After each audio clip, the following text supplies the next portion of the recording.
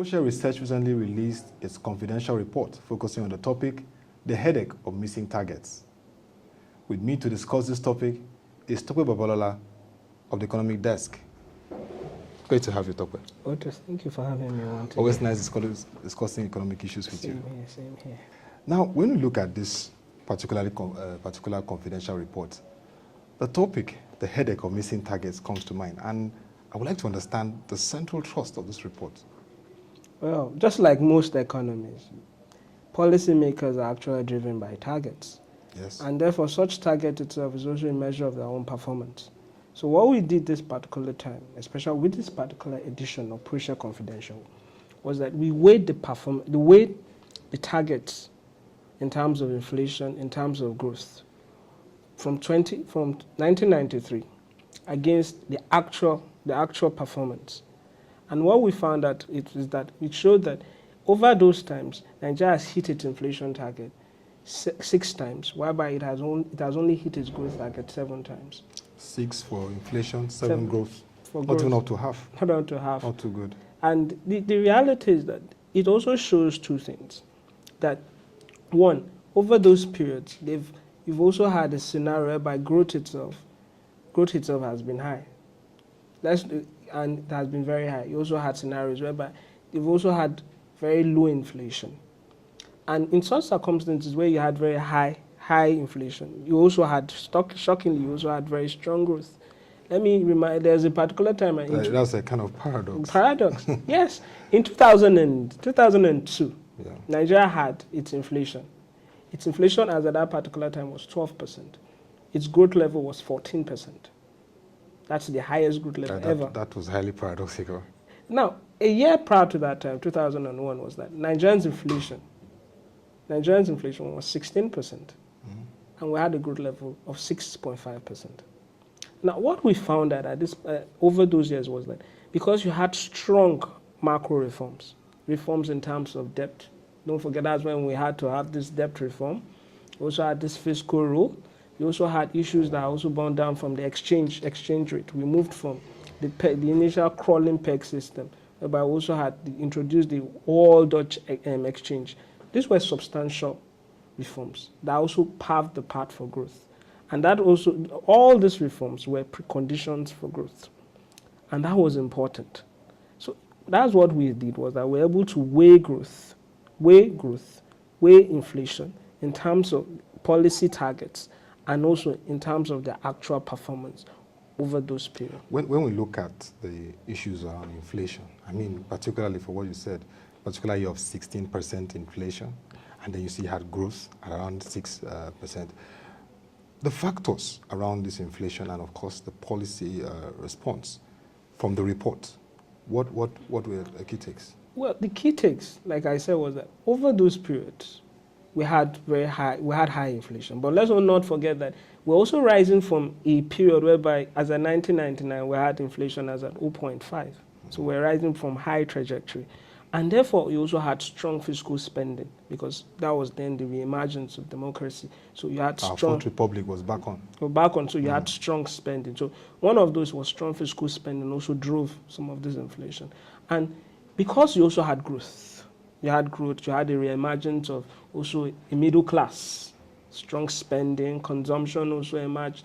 All this drove inflation. So there's no how you also have strong, as inflation also increased, you also had strong growth. And prior to that time, you didn't have the introduction of the MPR. You had the MRR, which was the monetary redistribution rate. Those were factors which were also kind of, monetary policies at that time seemed to be more accommodative of high inflation. Until when we switched to the MPR, which was less accommodative of high inflation. So those were factors which also supported. You had strong fiscal spending. You had a scenario whereby monetary policies at that time seemed to be more accommodative of inflation. So those were how it could accommodate inflation and could also accommodate growth. And the issue of growth is very, very critical for Nigeria. You just emerged from a recession. We had a time of 6% growth, high growth. But now we're looking at that recovery from recession about 1.4% going forward. When we look at the factors and then the policy response, we already have an ERGP. What is the assessment from the report of this whole response and trajectory? Well, First of all was that prior to that time, one of the things that supported that high growth was that you also had an increase in oil prices. So is it oil induced, like analysts people mean? To some degree, it was oil induced because you also have strong government spending. Yeah. And also at that particular time, it's apart from just having strong oil prices, was that you also had strong you had strong fiscal spending, and also macro reforms. Yeah. But what we've had immediately after, as at 2007, is that you had a derail from those macro reforms. So, let's not forget that issues like the petroleum industrial bill, which should have been passed, issues like the national industrial bill, bills which should have supported growth. And so the other existing reforms, like the exchange rate, we also had to decouple those ones. Yes. You also had issues like the debt. We had strong debt buffers that time, but now we're still taking back to a new era of debt. So all those macro reforms, which were actually paved the path for growth, seem to have eroded. That's very, very important. Let's get that very clear. Okay. And what we also had was that it created a scenario whereby economic agents became less, the uncertainty. Economic agents were becoming less accommodative with this kind of uncertainty. Yeah. And that also affected growth. You had less spending, especially capital spending, capex spending. So that will affect growth. And two was that you also had oil prices fell. Oil prices also fell. So at the same time, you also had a scenario whereby you also had a reduction in capital expenditure. Let me remind you that 2016, our spending to GDP was 0.2. Not even up to 1%. 0.2. So, you can see that there's a wild disparity. And don't forget also, we had issues with oil production. But the difference is that the factors that supported inflation was different. What you had was that, as at that time, you had inflation which was demand-induced. Yeah. This time you have this one, which is cost push. So let's clarify that. So it's different because you had a demand as growth emerged, as you had also a rising middle class. You also have to have demand will also increase. But on this one, it's because you have over the years you have had an episodical fall in oil prices, which has also led to a consistent. You have also led to consistent series of pass-through inflations. So, that is completely different between that era. That was more of an era whereby you had strong growth, but then after 2007, you had more of an era which we're experiencing what many will refer to as a missing growth.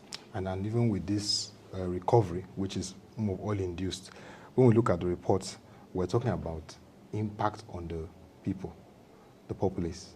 And you say the social intervention effort of the government is not addressing the skewed income distribution.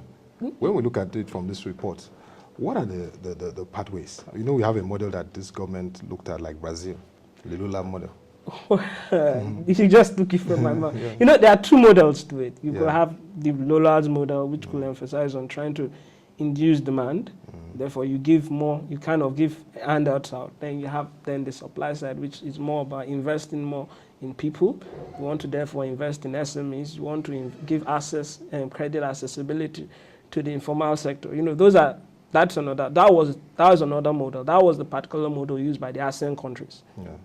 But what we've seen is that particular model, the model whereby you induce demand, it's not sustainable.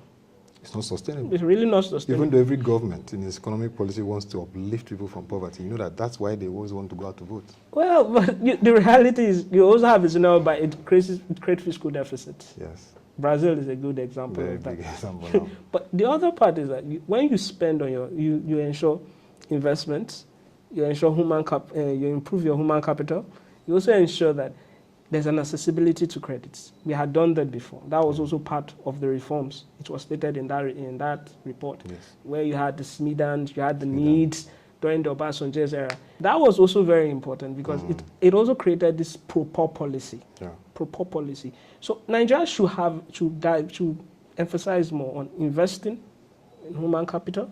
It should ensure that it provides the kind of capital for the informal sector. Don't forget the informal sector actually contributes between 50% to 52% to GDP.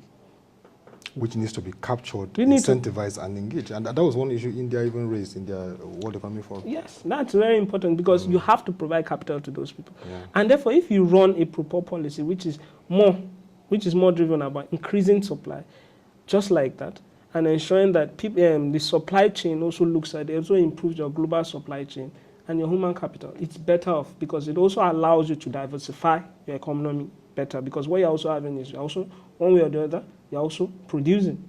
You're also allowing room for exports. And it's good. The RGP also emphasized on that because don't forget the RGP also... It was even drilled down to three. Yes. Manufacturing, processing, power and gas, and the shop agric. Are those three areas not even able to bring that multiplier effect on the economy? Yes, they will. No, a large chunk of the agricultural sector is also the informal sector. Yeah. So if you can actually incentivize the agricultural sector, it also improves the informal sector. And secondly is that countries which have done better in terms of employment, they have also had strong manufacturing base. Germany is a good example. Yeah. Germany is a very good sustainable policies. Sustainable. So you have to get those two right. You have strong agriculture. You have strong manufacturing base. Those are two factors that drive an economy, and they create the kind of agglomeration because those have an indirect impact, especially on the economy. So that is very, very, very key, and they're also good for even your balance, your balance of trade, your BOT. When you look at from the monetary side, which is also an impactful level of policy on the populace, the report talks about the MPC, and of course the issues around it now, the political issue.